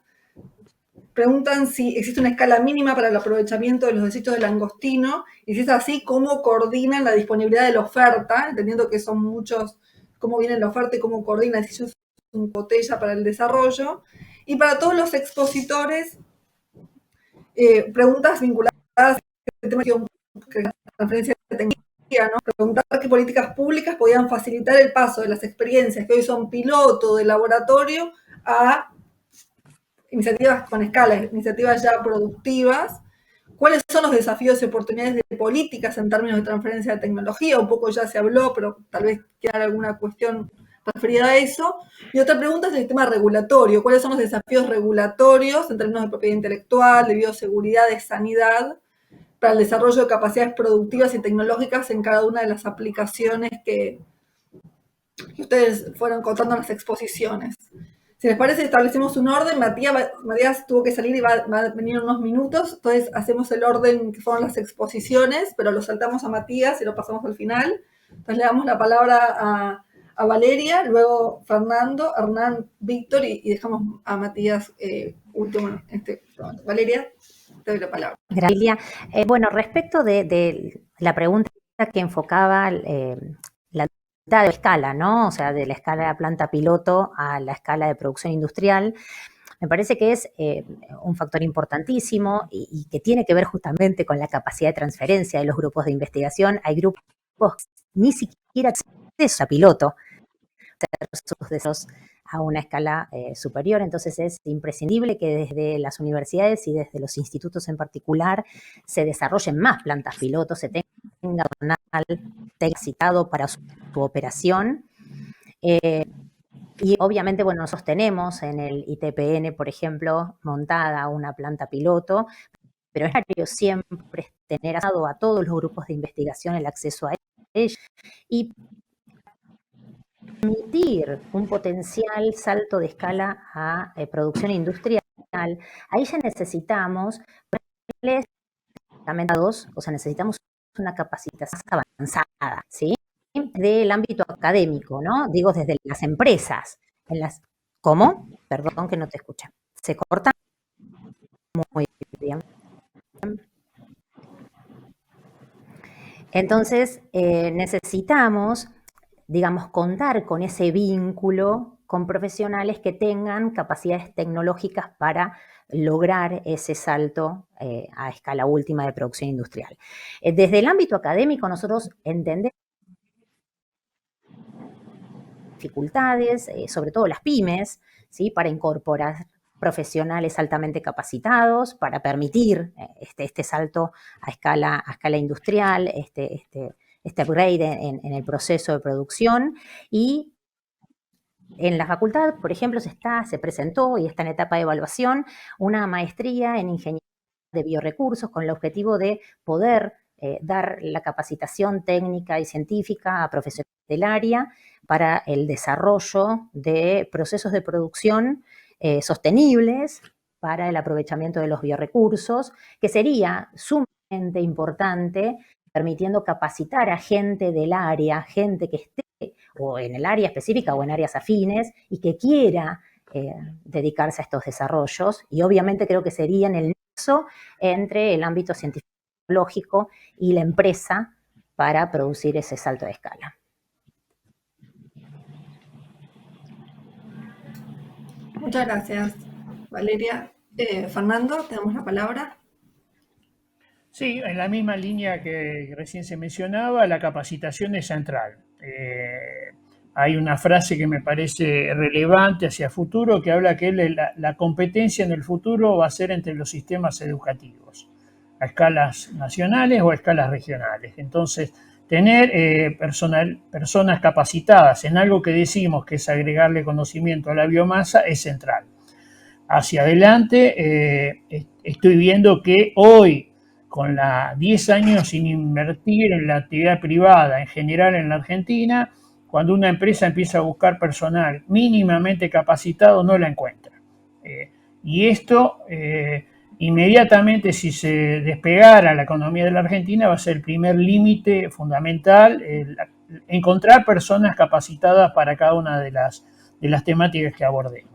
Desde ese lugar y desde la facultad nosotros estamos haciendo actividades de capacitación para posgrado, pero también para no graduados. Acá Víctor Castelo nos ha acompañado siempre, que además tienen como un ejercicio cómo transformar una biomasa local o un producto de laboratorio en un producto a mercado, ¿no es cierto? Con este nexo entre el laboratorio y el uso del mismo. Y en este sentido, y como políticas públicas, me parece que habría que generar un ámbito de discusión de algunas líneas estratégicas que se han estado mencionando y que esas líneas estratégicas se le dote de recursos importantes por concurso a los equipos de investigación que tiene la Argentina. Me parece que este modelo desde la oferta de los grupos académicos, salir a buscar las cuestiones, debe estar complementada con una política muy clara desde la demanda de una dirigencia que se inserte en el siglo XXI y entiende las dinámicas estas ambientales, productivas, etcétera, que tenemos por delante. Ahí entender esas prioridades y dotarlas de recursos me parece que es central. Gracias. Muchas gracias, Fernando. Hernán, no sé, Ok, la pregunta era cómo sabíamos cuánta escala teníamos o cuánta cantidad de empresas podíamos generar. Si existe una escala mínima si existe una escala mínima y cómo coordinan la oferta. Bien, esa pregunta, estamos en este momento de tratar de solucionar esta respuesta. Lo que estamos haciendo es hacer el análisis de mercado para ver en qué segmento del mercado hace falta qué tipo de producto. Porque por ahí si nos queremos meter en el segmento del mercado chino, que es un producto de baja calidad para el mercado agropecuario o que no necesita mucha refinamiento, ellos tienen por ahí costos muy bajos y que habría que ver si nosotros somos capaces de competir con los valores de mercado de los chinos. Entonces, si nosotros logramos competir en el mercado chino, evidentemente hay mucho subproducto para trabajar y va a haber, calculamos nosotros que con una escala de 100 toneladas hay suficiente para que una empresa sea rentable y pensamos que solamente en Madrid daría lugar casi para, digamos, 4 o 5. Pensamos que alguna cantidad siempre no lo vamos a poder recuperar y se va a perder, pero prácticamente nosotros pensamos que solamente en Madrid podría haber entre 3 y 5 empresas generando distintos tipos de subproductos para distintos tipos de mercados, porque como hay tantos mercados,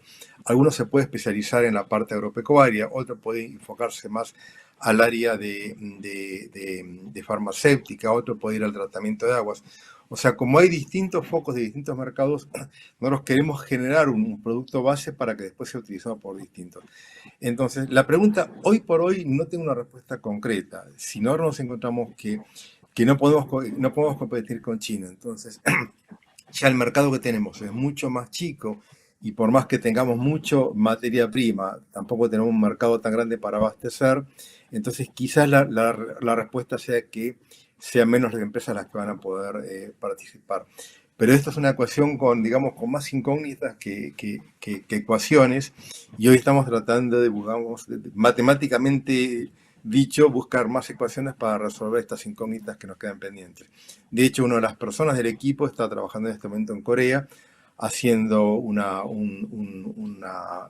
premio, una beca, tratando de elucidar un poco cómo se mueve el mercado mundial y qué oportunidades tenemos, y nosotros trabajando acá con algunas escalas piloto para ver qué tipo de formas moleculares obtendríamos y ver en qué tipo de mercado entraríamos. Así que la respuesta es un poco genérica e indefinida, pero esta es la realidad que tenemos hoy. Muchas gracias, Hernán. Bueno, Víctor, te doy la palabra. Bueno, gracias. Un poco por la presentación habrán visto que los negocios de ACA son negocios de alta escala. Nos gusta la alta escala para buscar la máxima eficiencia y poner la máxima tecnología posible por el tipo de negocios de ACA. No digo que sea lo ideal, hay negocios que por ahí funcionan con otro tipo de escala. De hecho, acá Bio lo estamos aumentando para crecer en eficiencia y poder exportar al mundo. De hecho, tenemos productos competitivos para exportar al mundo. Creo que en materia de recursos humanos, adhiero a lo que dijo Fernando Vilela, hay recursos humanos que hay que prepararlos un poco mejor cuando llegan al mundo del trabajo. Ojalá lleguen mejores profesionales, con más posgrado, con más maestrías, y si no, tenemos que facilitarlo desde las empresas. Y creo dos aspectos más, me parece. Uno, que los empresarios necesitan reglas estables, claramente, para invertir, ¿no? Cuando hundimos mucho capital, necesitamos que las reglas no se cambien, que permanezcan estables 10 años, 15 años, o todo lo que se pueda, porque para hundir mucho capital, bueno, estamos pensando en que tenemos que competir con la mejor tecnología en Argentina y en el mundo, y otro de los ejes relevantes es el ambiental, por temas de finanzas sostenibles.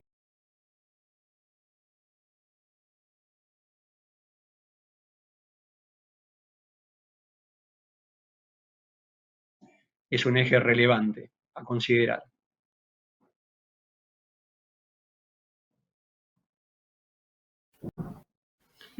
Gracias. Entonces, los cuatro tenemos unos minutos, voy a aprovechar para retomar el tema de los desafíos regulatorios, ¿no? Que un poco asociado, Fernando en su presentación, y recién Víctor mencionaba el tema de la sostenibilidad ambiental y cómo las regulaciones, tanto públicas como privadas, asociadas a la huella ambiental van a ser cada vez más estrictas, y un poco pedirles una reflexión de unos 2 o 3 minutos a cada uno de cuáles son los mayores desafíos regulatorios que ven en cada una de las aplicaciones en los que cada uno están trabajando o mencionaron en sus presentaciones, y cómo se podrían ir a abordar, ¿no? Comenzar a abordar pensando en una agenda en cada uno de estos diferentes mundos de la bioeconomía. Si les parece, hacemos de vuelta por el mismo orden. Valeria. Bueno, ahora directamente voy a usar la cámara apagada para que no haya problemas y me puedan escuchar mejor. En realidad, desde el ámbito académico, nosotros necesitamos un asesoramiento constante. O sea, necesitamos asesoramiento de patentamiento, necesitamos asesoramiento de contratos y proyectos de vinculación. Digamos, la burocracia sí nos ralentiza a veces los procesos de transferencia. Como uno está quizá tan metido en el laboratorio y en la planta piloto, desconoce de todos esos otros aspectos que van de la mano y que obviamente condicionan esa materialización última de las tecnologías desarrolladas. Entonces, digamos, desde las unidades académicas necesitamos constantemente que se nos forme, así como hablábamos recién de formar profesionales cuando llegan a las empresas y sus capacitaciones desde el ámbito de la investigación, necesitamos este complemento, ¿no? Que nos asesoren sobre los marcos regulatorios y que obviamente, digamos, las unidades de vinculación y transferencia agilicen todos los aspectos que puedan asociados al desarrollo y la aplicación de las investigaciones que hacen pequeños y grandes grupos, ¿no? Porque no todos los grupos tienen la suerte de estar nucleados en institutos que tienen mayores capacidades. Hay grupos que por ahí están más solos dentro del ámbito académico y a los que se les dificulta aún más la vinculación.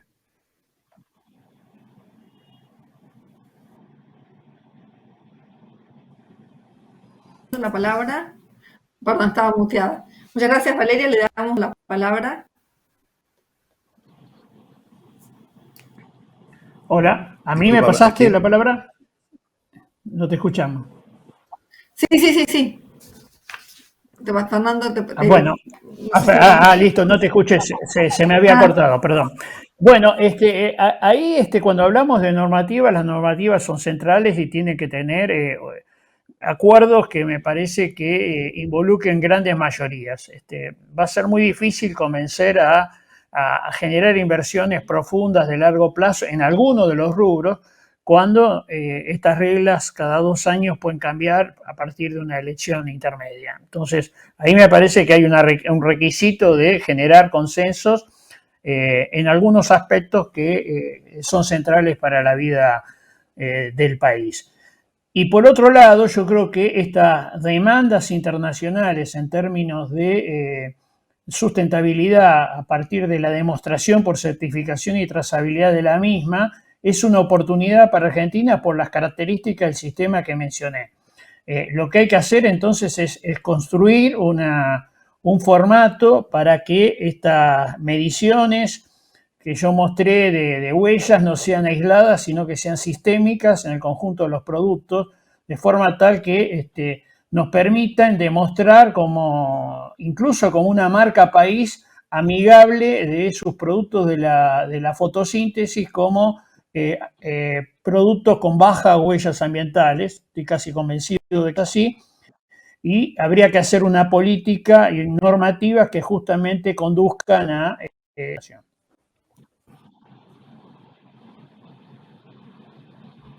Muchas gracias, Fernando. Hernán, te doy la palabra. Dicen que un mal equipo puede arruinar un buen proyecto y un mal proyecto lo puede mejorar un buen equipo. Lo mismo pienso a nivel país. Y cuando hablo de equipo, es un equipo de gente que tiene una cultura. Crear cultura es algo que lo inventaron los griegos hace muchísimos años, donde definieron creencias, valores, premios, castigos, reglas. La cultura tiene que estar por encima de cualquier proceso. Si no tenemos la cultura, es difícil que logremos mejorar cualquier proceso por más tecnología que le pongamos. Lo veo en los empresarios que les va muy bien, la prioridad es seguir facturando mucho y el desecho es algo secundario, está último en la agenda.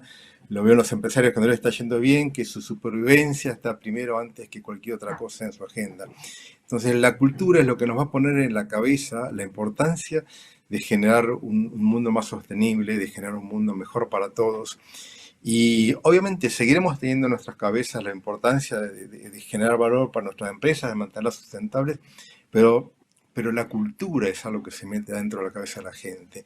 El tema de tránsito, yo vi que se implantó muy bien a través de las escuelas con los chicos, llevando a los chicos a los padres la importancia de manejar mejor. Estas son formas de generar cultura en la gente, también con la ecología, con el medio ambiente, con estos temas hay que ponerlos en la agenda, pero no en la agenda del gobierno, como dije en la presentación. Es una agenda total, global. Acá entra la sociedad, entran las empresas, entran, quizás el gobierno lo puede impulsar, pero el gobierno solo no tiene capacidad. Los que generamos el cambio cultural somos los habitantes completos de toda una nación. No digo todos, pero por lo menos un 60 o un 80% tenemos que empezar a entender que esto es importante y darle prioridad. Entonces, de vuelta, vuelvo a lo mismo. Darle más importancia a los cambios culturales, a la generación de cultura. Muchas gracias, Ana, muy interesante tu punto. Víctor, te damos la palabra para una reflexión final. Somos muy respetuosos de las normativas, de las normas. Cuando hablamos de desarrollo sostenible hablamos de los ejes tradicionales, el económico, el social y el ambiental, y obviamente el cuarto eje, la ética, a la hora de hacer negocios. Por lo tanto, respetamos las normas, respetamos las leyes, hay excesiva normativa en cada uno de los negocios en que nos toca transitar, cualquiera tóquese, cuando hablamos de fitosanitarios, cuando hablamos de fertilizantes, cuando hablamos de la producción agrícola, y está bien que así sea, ¿no? El cuidado de los bosques nativos, cuando hablamos de recupero de envases, la autoridad ambiental de cada una de las provincias, y hay mucho trabajo en ese aspecto en distintas entidades, en trabajos conjuntos, algo que engloba son las buenas prácticas agropecuarias. Hay muchísimas instituciones trabajando en buenas prácticas agropecuarias en el mundo nuestro, en el mundo de la agricultura. Creo que ahí estamos yendo hacia un camino de la agricultura de precisión, estamos yendo a un menor uso de agroinsumo por tonelada producida, y ojalá que estos organismos de contralor, las autoridades de aplicación, que son necesarias en cualquier nación organizada, en cualquier república, vaya hacia una simplificación de normas y que se cumplan todos. Por eso cuando hablamos de normativas, tienen que ser parejas. Nos gusta la competencia, pero bajo normas parejas para todos y estables. Muchas gracias, muchísimas gracias por las reflexiones de todos, por las exposiciones. Matías Peire está con un problema técnico, así que lamentablemente no se va a volver a sumar. Les quiero agradecer en nombre de las 3 instituciones que organizamos el seminario por sus exposiciones, por esta mesa muy interesante que deja muchas puntas para pensar y reflexionar. Agradecer también a todos los que nos siguieron en las redes.